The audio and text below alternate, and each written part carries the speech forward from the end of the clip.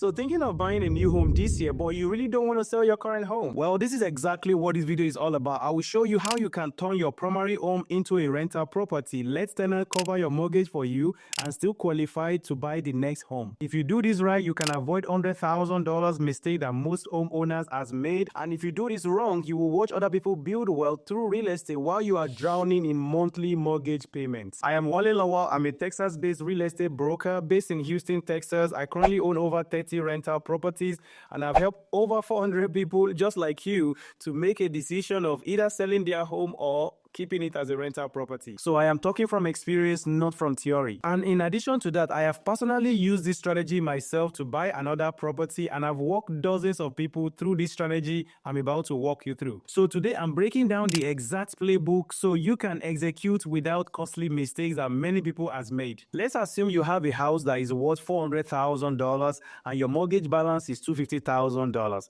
Here is what is at stake for you. If you sell your home right now, you probably will walk away with around $124,000 in cash after you pay the agent commission and all the closing costs. But if you decide to keep the property over the next 5 years, that same house will have increased in value with at least $97,000 at 4% annual appreciation. You will also get around $800 in monthly cash flow. This is pure cash flow coming to your bank account every single month, which equals to $48,000 over that 5 years. You're going to also get a huge tax savings, 4% annual property appreciation, mortgage paid down by your tenant, among other benefits of keeping a property on for a long term. And that is $145,000 different from only one decision. And I'm not even accounting for all the tax benefits that real estate has to offer you if you keep it for long term. So here's why you may want to keep your property for a few more years before you decide to sell it. One is the cash flow. Your tenants cover your mortgage for you every single month while you are building wealth. There's a lot of tax write-off when you own rental property. I'm talking about your mortgage interest rate,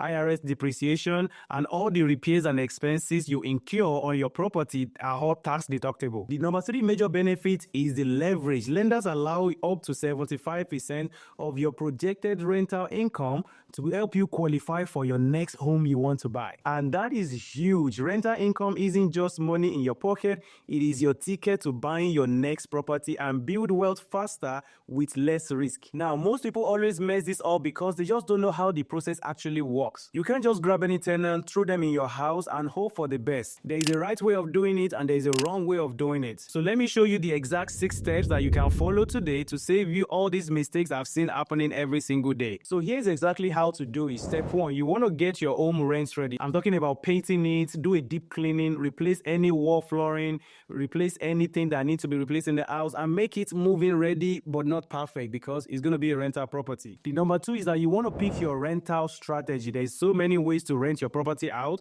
You can do a long-term lease, which means somebody will live in your house for at least 12 months. You can do a short-term rental like your Airbnb, Furnish Finder, VRBO, or even medium-term rental as well. Now, one thing you have to consider is that long-term rental is more stable and more predictable, and it's almost like a guaranteed paycheck every single month. Short-term rental, you're going to make about 20 to 30% more money every single month, but it is super unpredictable and can be a lot of stress for you if you don't have the time. The number 3 step is you want to now update your rental insurance.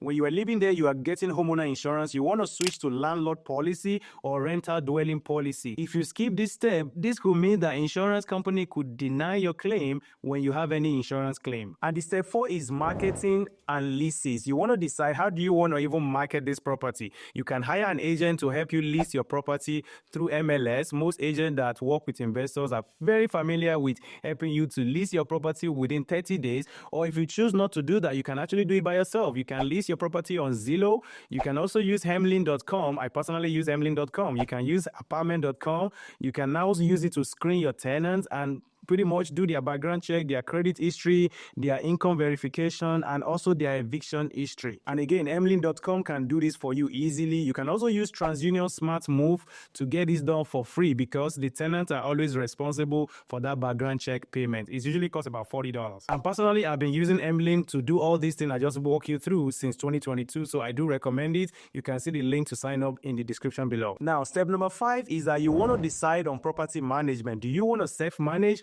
or you want to hire a property manager. If you hire a property manager, they will charge you between 8 to 10% of your monthly rent you are collecting from that property. Or you can also use a software like Hemlin, Avail, Buildium to self-manage your property by yourself. You can even use Rent Ready as well. Here, take me to my number 6 step that you have to follow if you really want to do this the right way. It is the bookkeeping and protection. You want to make sure you document everything. You want to track every single dollars you spend on your property.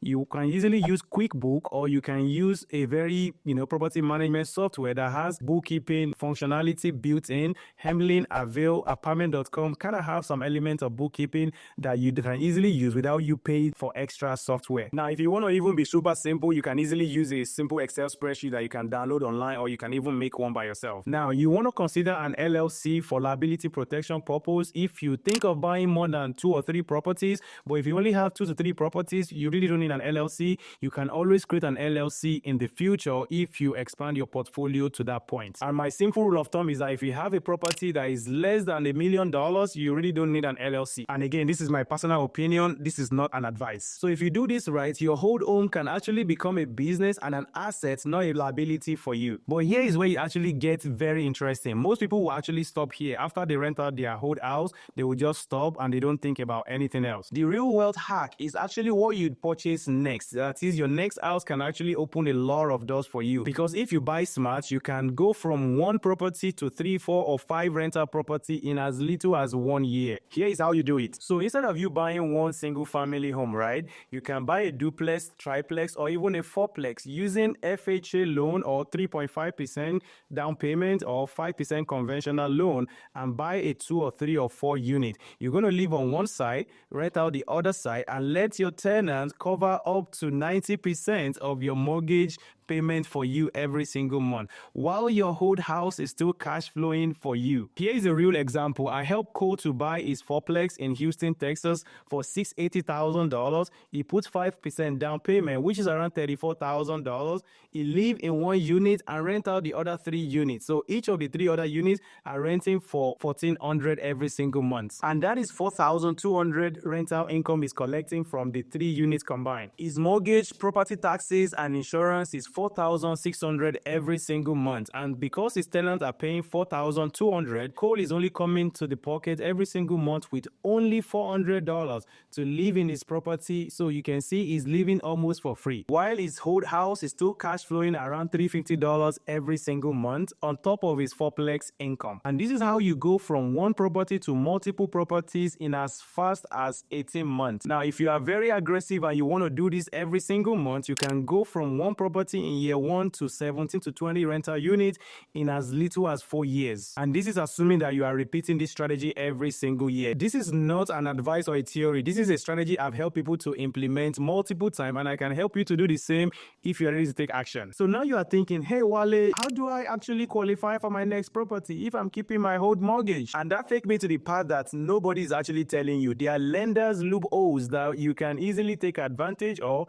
if you think like an investor. Loophole number 1 is the rental income. The projected rental income from your current home will help you qualify for your next home. Lenders allow up to 75% of your projected rent that you're going to be collecting as an income to offset your current mortgage you're going to be getting. So assuming you're going to be renting your house for $2,000 per month, lender will credit you up to $1,500 for qualifying for your new mortgage. This is an absolute game changer that a lot of people are not even aware of. And loophole number 2 is the lease agreement. The lease agreement is actually a proof because most lenders only need you to have a signed lease agreement. It doesn't have to start immediately. It could start from 2 months, 3 months, 4 months after you already moved out of that property. But you must have a lease in place just as a way for them to see that you already rented out your property. Again, on paper, it doesn't have to be something that is already happening. It could be something that will happen in the future. Now, all you have to do is get someone to agree to lease your property at X amount, then sign a lease with them,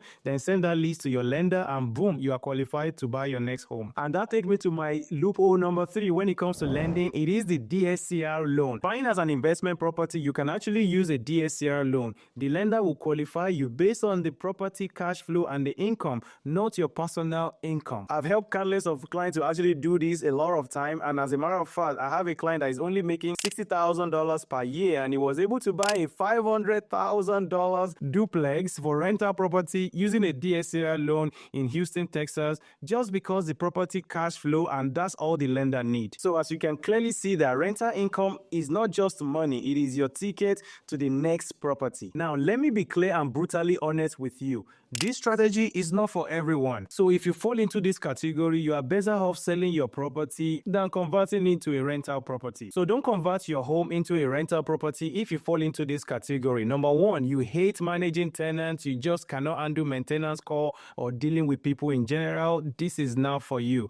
Number two, your home doesn't cash flow because if you rent it out, you are barely going to be able to pay your mortgage. Then you are going to be setting yourself up for failure and stress and nightmare. So please do not convert your home to rental. The number three people that should not convert their home is that if your property need major repairs and you don't have the money to fix the problem, or you just have a desire that just don't want to fix it for any reason known to you, then don't convert your home to rental because you're just going to keep sinking money into that property because things will keep breaking on the tenant and tenant will keep calling you to come and fix it and you're going to get frustrated. Eventually, you still have to sell it. Maybe at that time, selling it at a loss. So if this is you, you are better off selling your property right now and take your money to something else. So the fourth category of people that should sell their property right now is if you are selling your property and it's going to give you a huge tax gain if you sell your home. You should definitely take advantage of that because under the IRS Section 121 exclusion, you could avoid capital gains of up to $250,000 if you are single and $500,000 if you are married. And that is a big equity cash out that nobody will say no to. So as you can see, sometimes selling and reinvesting the money could be a smarter choice for you depending on your situation, of course. And that is why you want to really know your number and make your decision accordingly. So turning your primary home into a rental property is one of the fastest ways you can build real wealth. I've seen clients use this strategy to go from one property to 3 or 4 property in as little as 1 year while still living in their dream home. So now the decision is yours. You can either sell your property and cash out $124,000 right now,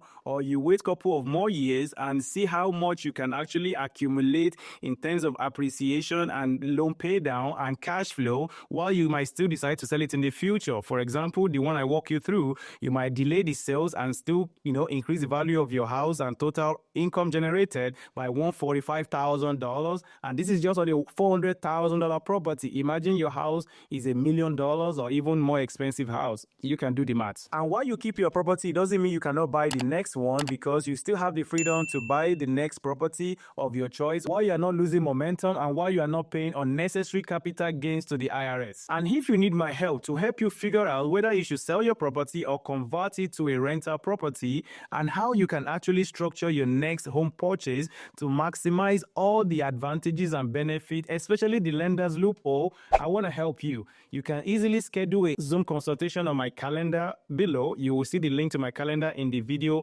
description below. I'll be able to help you dissect your situation and give you an action plan you can follow. And I will not just be talking from theory. I will be showing you practical example. I will walk you through the number. I will walk you through your market and I will show you what your next move should look like. Thank you for watching till the end. Before you go, I want you to watch this next video where I walk you through how I manage my 30 rental unit that saved me a lot of time, saved me a lot of money and saved me back and forth with my tenants. In the video, I show you the exact tool I use to manage my 30 rental unit without losing my mind. Thank you so much and I will see you in the video. Peace.